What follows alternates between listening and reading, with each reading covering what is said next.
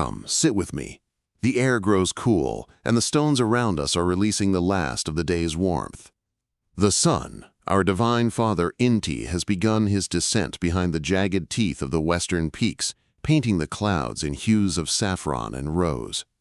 From here, on this high terrace overlooking the sacred plaza, the world unfolds like a weaver's blanket. Listen, can you hear it? It is the voice of the city.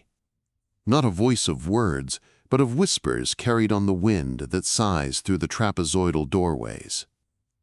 It is the hum of the Vilcanota River, the great serpent of water that coils around our mountain's base, so far below. It is the deep, silent resonance of the stones themselves, each one a memory, each one a prayer. My name is Inti Churin, and my hair is now as white as the snow on the peak of Apu Salcante. My skin is a map of the years I have spent under the gaze of our Father, the Sun, and my hands, though wrinkled, still know the feel of every sacred stone in this city. I am a priest of the sun, and I am one of the last who remembers the beginning, even as I now watch over the end. You have asked me to tell you the story of this place, this sanctuary in the clouds that we call Machu Picchu. It is not a story of grand battles or of earthly conquest. It is a story of listening, a story of a sacred dream, made real by hands that worked in harmony with Pachamama, our Mother Earth. So, breathe deeply of this thin, pure air. Let the gentle rhythm of the coming twilight soothe your spirit, and I will share with you what I know. Let my voice be a soft current to carry you into the realm of dreams, where the truth of all things resides. Our story begins not with a hammer or a chisel, but with a vision. It came to the greatest of our leaders, the Sapa Inca Pachacuti, the Earthshaker, the one who transformed our world. He was not just a king of men, he was a king of spirit, a bridge between the world of mortals and the world of the gods. One night, as he meditated under a sky filled with a million silver specks of light, he felt a warmth spread through him. It was not the warmth of a fire, but the warmth of creation itself. In his mind's eye, a great condor, the messenger of the upper world, soared towards him. It did not speak in words, but in feelings, in images. The condor flew over the jagged spine of the Andes, over deep valleys shrouded in mist, and Pachacuti's spirit flew with it. They flew until they came to a particular place, a high saddle between two powerful peaks. One peak was ancient and wise, the one we call Machu Picchu, the old peak. The other was sharp and youthful, reaching for the sky like a prayer, the one we call Huayna Picchu, the young peak. Below, the sacred river drew a perfect, protective circle around the mountain's base. The condor showed Pachacuti how the sun would strike this place at the solstices, how the moon would bathe it in silver, and how the stars of the Southern Cross would align perfectly with the sacred geography. It was a place where the three worlds, the Hanak Pasha of the heavens, the K Pasha of this earth, and the Uku Pasha of the world below, met in perfect balance. This was not to be a city of commerce or a fortress for war. It was to be a royal estate, a place of spiritual retreat, an astronomical observatory, and above all, a living embodiment of our covenant with the cosmos. It was to be a place where the Sapa Inca and the highest priests could come to listen to the voices of the Apis, the great mountain spirits that guard our people. For you see, these are not mere mountains of rock and ice. That sharp peak to the west is Veronica, her face often veiled in clouds like a shy maiden. The colossal, snow-dusted giant far to the south is Salcante, the savage mountain, whose power can be felt even from here, a deep thrumming in the earth. They are our ancestors, our protectors. And this place, this saddle between the two peaks, was their sacred heart. When Pachacuti awoke, the vision was burned into his soul. He called for his finest architects, his most spiritual stonemasons, and his wisest astronomers. He did not give them maps drawn on cloth. He described the feeling, the energy, the sacred purpose. He told them, "We will not conquer this mountain. We will ask it to accept us. We will not impose our will upon the stone. We will listen to the stone and help it find its true shape." And so, the work began. It was a pilgrimage of creation. The workers who came were not slaves, but faithful devotees. Before the first stone was ever moved, the priests spent months in ceremony. They made offerings of the finest coca leaves, the sweetest chicha, and the most vibrant feathers to the apis and to Pachamama. They asked permission. They listened for the answer in the rustle of the leaves, in the flight of the hummingbird, in the shape of the clouds. The quarry, which you can still see on the upper slopes, was not a place of violence. Our masons were artists of the earth. They did not see a block of granite, they saw the spirit within the rock. They would run their hands over the surface, feeling for its lines of energy, for its hidden tensions. They would find natural fissures, small cracks made by time and weather, and they would gently insert wooden wedges. They would soak the wedges with water, and as the wood swelled, the great stone would surrender, cleaving with a deep groan not of pain, but of release. A new form was born from the old. Then came the journey of the stones. Some weighed more than 50 tons, the weight of 100 llamas. They were moved not with wheels which we did not have, but with the strength of hundreds of men, with thick ropes of woven grass, and with a deep, rhythmic chanting that unified their efforts into a single pulse. They built ramps of earth and logs, and with immense patience they eased the stones towards their destined places. It was a slow, deliberate dance between human will and the mountain's gravity, and the fitting, "This is the true miracle of Machu Picchu." Look at the walls of the Temple of the Sun beside us. See how the stones, each with a dozen corners or more, fit together without a single grain of mortar. A knife's blade cannot be slipped between them. This was not done by force.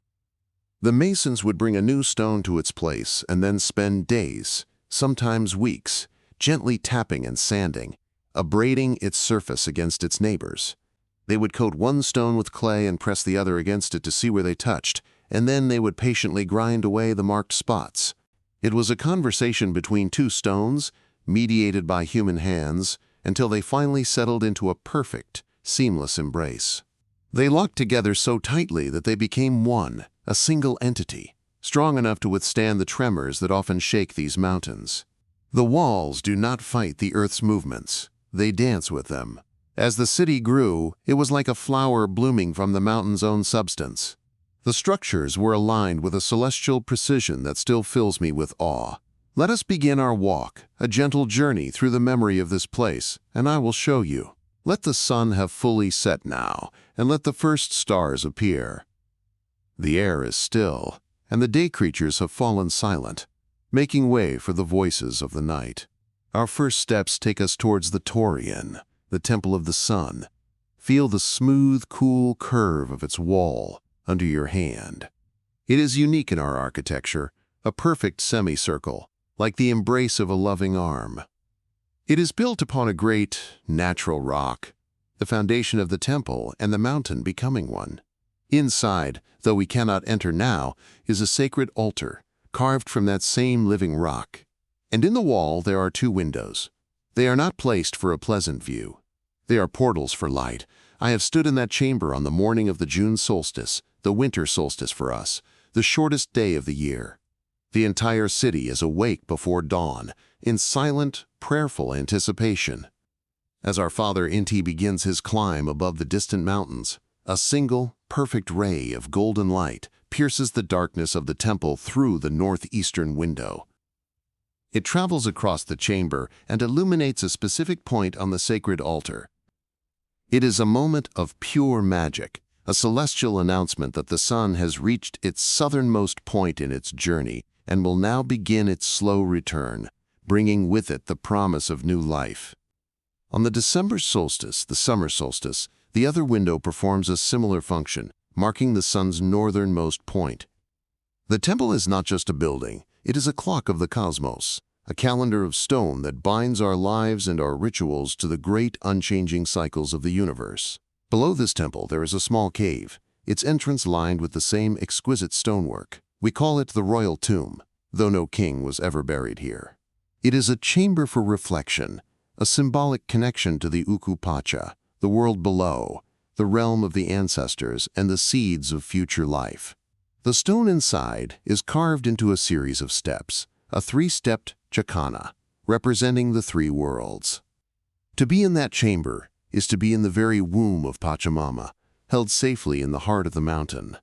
Let us walk on now, our footsteps soft on the grassy plaza. The moon is rising, bathing the granite walls in a soft, ethereal glow. The stones seem to breathe in the silver light. We are moving towards the main part of the city, through the great gateway. Notice how the doorways and niches are all trapezoidal, wider at the bottom than at the top. This is our way. It is a shape of immense stability, a shape that honors the mountain, for a mountain, too, is wider at its base. It is a shape that says, we are part of this earth, solid and enduring. We pass the royal palace, a residence of grand rooms and private courtyards, where the Sapa Inca would stay. Its walls are made of the finest stonework, a testament to its importance. I can still imagine the scent of fine textiles, the sound of a softly plucked reed flute, the quiet dignity of a ruler in communion with his divine purpose. From its windows, one can look directly out at the rising sun, a daily affirmation of the sacred connection. Beyond the palace, we enter the residential quarters. Here, the stonework is simpler, more rustic, but no less honest. These were the homes of the artisans, the priests, the caretakers of the city. Imagine small, thatched roofs, now long gone, that would have shed the mountain rains. Imagine a gentle plume of smoke rising from a central hearth, the smell of quinoa stew simmering for the evening meal. You would hear the soft, rhythmic clatter of a loom as a woman weaves intricate patterns, telling the stories of our people in threads of vibrant color. You would hear the laughter of children playing games with smooth river stones in the narrow laneways. Life here was not one of hardship. It was one of balance and community. Everyone had a purpose. The farmer who tended the terraces, the potter who shaped the clay, the priest who watched the stars. All were threads in the same magnificent fabric. We lived by the principle of Aini, of sacred reciprocity. We gave to the earth, and the earth gave back to us. We helped our neighbors, and our neighbors helped us. It was a simple harmony, reflected in the very layout of our city. Look around you. You see fountains, channels, and baths, all connected by a network carved from stone. Water, the source of life, was sacred to us. A spring high on the mountain was captured and channeled through the city, flowing from fountain to fountain, 16 in all, each one a place for ritual purification and daily use. The sound of running water was a constant companion, a gentle, cleansing music that filled the air. The first fountain was reserved for the Sapa Inca, its water the purest, and from there it flowed downwards, serving the rest of an inhabitants in a clear, hierarchical order, a reflection of the structure of our society. Yet it was the same water that touched us all, a reminder of our shared existence. Now, let us climb. The steps are steep, but they are even and solid, carved for eternity. We are ascending to the highest point of the main city, to the sacred plaza. Take a moment to catch your breath. Turn and look back. The city is laid out below us, a sleeping stone creature nestled in the arms of the Apis. The moonlight makes ghosts of the walls and deepens the shadows. The silence is profound. Here, in this plaza, stand three of our most important structures. To one side is the Temple of the Three Windows. Look at them, three large, trapezoidal openings facing the east. They are perfectly cut from monolithic stones. These windows are not for looking out, they are for looking in, for remembering our origin. Our legends tell that the first Incas, the Ayar siblings, emerged from the earth through three caves at Paccaritambo. These windows are a symbolic representation of that origin myth. Through them, we see not just the mountains, but the dawn of our own people. They connect this sacred place, here and now, to the mythical past, making time a circle, not a straight line. Next to it stands the principal temple. It is a grand structure, though its walls have settled slightly over the centuries. 3 walls of massive, perfectly joined stones enclose a sacred space open to the sky. It was here that the most important ceremonies were held, where the high priests would commune directly with the great deities. The feeling within its walls is one of immense gravity and power. You can feel the weight of the ages, the echoes of countless prayers whispered to the wind. But the true heart of this high place is the small hill just beyond the plaza. Let us climb these last few steps. Here, at the very pinnacle, stands a single elegant stone. This is the Intihuatansi, the hitching post of the sun. Run your hand over its surface. Even in the cool night air, it seems to hold a latent warmth. It is carved from the living bedrock of the mountain itself. It is not an object placed upon the summit. It is the summit, given form and purpose. The name, Intihuatana, is a beautiful one. During the solstices, when the sun reaches its furthest point, it was our belief that we, through ceremony and will, could symbolically hitch the sun to this post, to prevent it from disappearing from the sky altogether. It was a ritual to encourage its return, to ensure the continuation of the great cycle. The stone's corners are precisely aligned to the cardinal directions and mark the positions of the sun on the solstices and equinoxes. It is an astronomical tool of breathtaking genius, but it is more than that. It is the city's spiritual anchor. It is the point where the energy of the heavens flows down into the earth, and the power of the earth reaches up to the sky. Priests like myself would come here to meditate, to place our foreheads against the stone and feel the vibrations of the cosmos. On a clear day, you can see the shadow it casts disappear entirely at noon on the equinoxes, a moment when the sun is directly above us, a moment of perfect balance between light and dark, between heaven and earth. To touch this stone is to touch the very axis of the world. It hums with a silent, powerful energy. Stay here for a moment. Close your eyes. Feel it. It is the heartbeat of Machu Picchu. From this vantage point, we can see the entire design. We are in the asterisk Hanan, the upper, sacred part of the city. Below us lies the asterisk Huron, the lower part, with its residential and storage buildings. And separating the two, the great grassy plaza, a space of emptiness that gives meaning to the structures around it. And beyond it all, the magnificent terraces. Ah, the terraces. Let us speak of them as we descend. They are a staircase for giants, stepping down the steep slopes of the mountain. They are a work of art, but also a work of profound practicality. They are our gardens in the sky. Without them, this steep land would be impossible to cultivate. But they are much more than simple retaining walls holding back the earth. Our engineers, guided by the wisdom of generations, built them in layers. At the bottom, a layer of large stones for drainage. Above that, a layer of gravel, then sandy soil, and finally, on top, the rich, dark topsoil brought up from the fertile river valley below. This system allowed the mountain rains to drain away without causing erosion, while keeping the topsoil moist and fertile. It was a sophisticated, living system that transformed a hostile slope into a bountiful garden. On these terraces we grew maize, potatoes in 100 different colors, quinoa, and coca. The different levels created microclimates, so we could plant crops that required slightly different conditions. The stone walls would absorb the sun's heat during the day and radiate it back at night, protecting the plants from the sharp mountain frost. The terraces are packed with Pachamama, a way of nourishing ourselves while simultaneously protecting and beautifying the mountain. To see the terraces in the morning with the sun catching the green shoots and the mist rising from below was to see a vision of paradise. I can still hear the quiet, contented sounds of the farmers at their work, their gentle songs a tribute to the earth that sustained them. And all around us, in every direction, is the cloud forest. This is not just a backdrop. It is part of the city's soul. This is the asterisk, ceja de selva, the eyebrow of the jungle.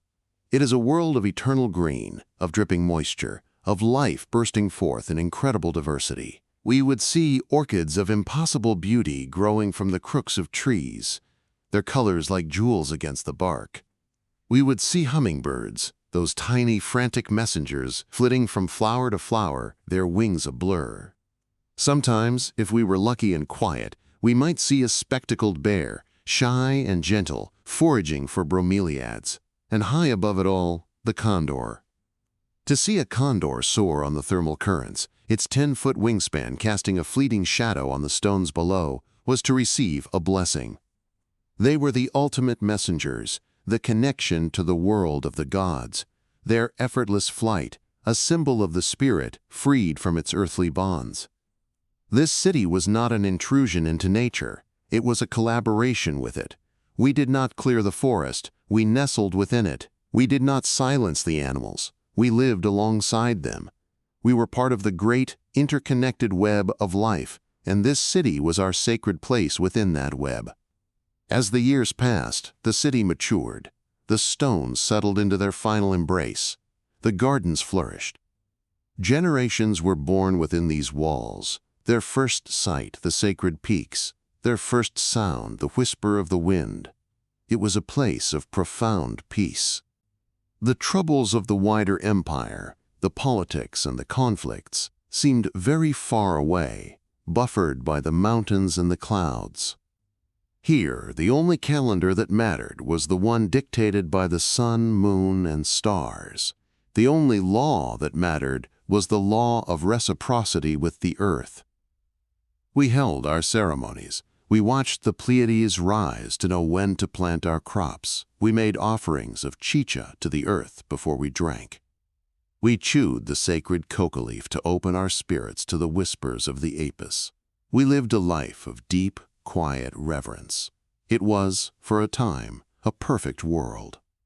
But the cycles of the cosmos are reflected in the cycles of life. Nothing, not even a city of stone, is meant to last forever in the same form.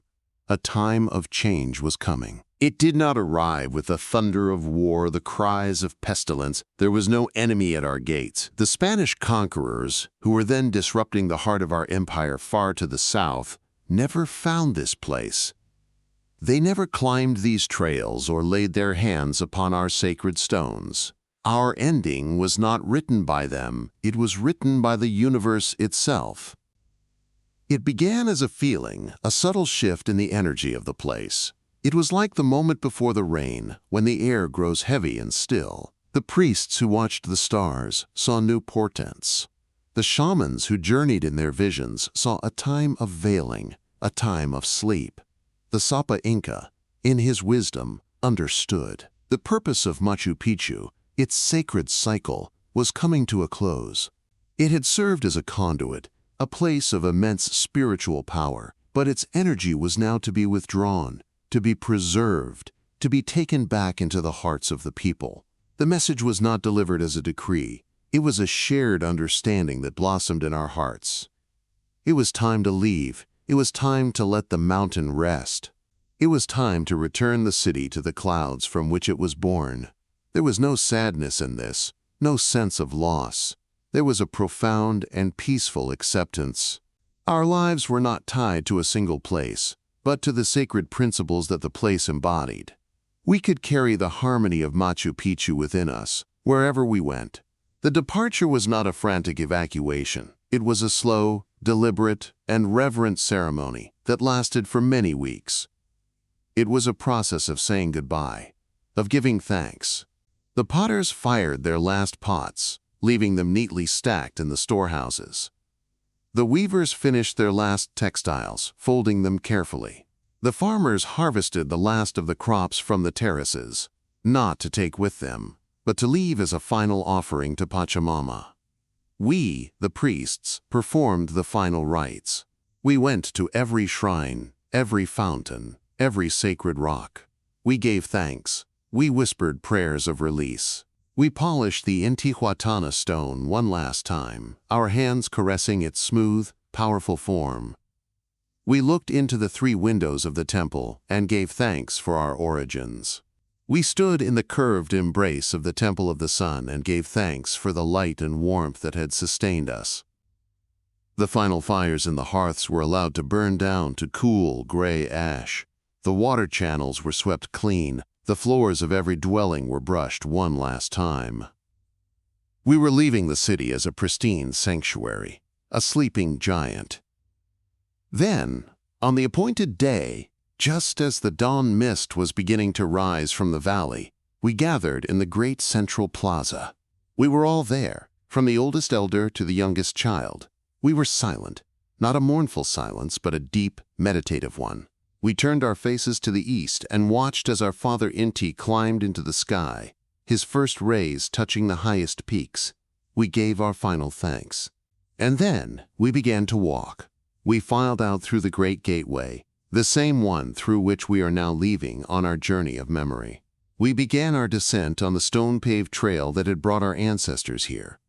No one ran, no one pushed. It was a slow, winding procession, a human river flowing back down the mountain. I was among the last to leave. I stood at a bend in the trail and turned to look back one last time. The city was silent, empty of people, but full of spirit. The sun was climbing higher, illuminating the perfect stonework, the green terraces, the sacred peaks of Huayna Picchu and Machu Picchu. It was beautiful, perfect, and complete. And then the clouds began to roll in. They came not as a storm, but as a soft, white blanket. They drifted up from the river valley, swirling and eddying. They kissed the lowest terraces, then climbed higher, enveloping the residential quarters, the royal palace, the sacred plaza. They wrapped themselves around the Temple of the Sun and swirled around the Intihuatana stone like a reverent embrace. Soon, the entire city was gone, hidden behind a thick, impenetrable veil of white. It had vanished. It had not been destroyed. It had not been conquered. It had simply been reclaimed by the sky, returned to the mists of memory and legend. It was being put to sleep, to dream its stone dreams until a new cycle, a new age, might call for it to awaken. We walked on, and we did not look back again. We carried the city in our hearts, its balance, its beauty, its harmony with the cosmos. We melted back into the wider world, into other valleys, other villages, our sacred knowledge held safe within our bloodlines. And the city slept. For hundreds of years it has slept. The jungle crept back, vines tracing the patterns of the stone, orchids blooming in the empty doorways. The rains washed the plazas, and the sun warmed the silent walls. The condors still soared overhead, the only guardians of its solitude. It became a lost city, a whisper, a myth. And so, my child, my story ends. Or perhaps it does not end, but merely comes to rest, just as the city itself now rests. The moon is high in the sky now, and the stones around us are cold. The only sound is the wind, telling the old, old stories that I have just shared with you. Feel the peace of this place. It is a peace born of purpose fulfilled, of a cycle completed. It is the peace of a perfect creation returned to its creator. The people are gone, but their spirit remains, infused in every stone, in every blade of grass, in the very air you breathe. Machu Picchu is not a place of ghosts. It is a place of enduring spirit. It is a lullaby in stone, a dream of harmony that was made real and then allowed to return to the dream. So now, close your eyes. Let the story settle into your heart. Let the peace of this mountain cradle you. Let the gentle whisper of the wind be my voice, carrying you now towards your own peaceful sleep. Drift away on the clouds that hide this sacred place. Dream of the sun on the stones, of the water in the channels, of the condor in the sky. Dream of a city that learned to listen to the world, and then, when its song was finished, fell peacefully, perfectly, silent. Sleep now. Sleep well. The mountain is watching over you. The stars are your blanket. The silence is your song. Sleep.